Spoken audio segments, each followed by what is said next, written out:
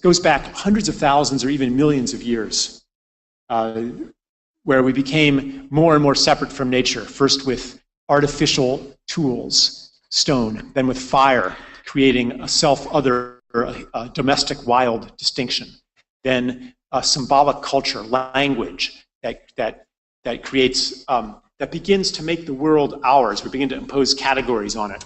Then agriculture, domestication, turning other beings to human purposes, making plants and animals serve human ends, and then industry, constructing an unnatural realm in which it appeared that we didn't even need nature.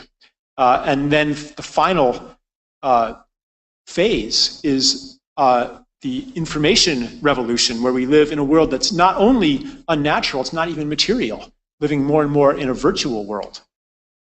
And each one of these innovations happened at about a tenth the time of the previous one. So there's this kind of acceleration reaching an extreme of separation, and we can see it all around us, the extreme of separation. You know, whole neighborhoods where not a single person knows their neighbors. People sitting in air-conditioned rooms at CIA headquarters, pressing a button and raining down death. And to them, it's just blips on a screen. Like the extreme of separation where we're even capable of destroying the basis of life on Earth, all for the sake of some numbers. So it's reached this extreme, and as it reaches its extreme, it begins to give birth to its opposite.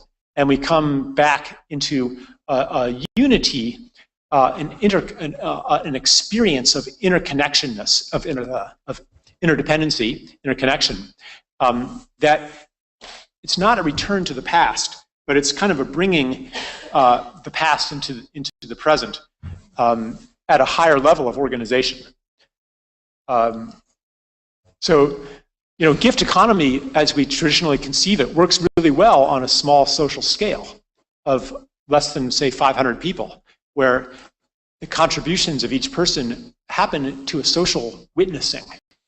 Everybody sees who's giving and who's not. But in a mass society with a global division of labor, there has to be some other way to make gifts visible. Money is one way to do that. Money is kind of a substitute for the social witnessing that happens in a gift culture, which is why some people think I must be opposed to money. I do think money has its place, although it has exceeded its proper bounds and usurped the natural role of other kinds of relationship. Anyway.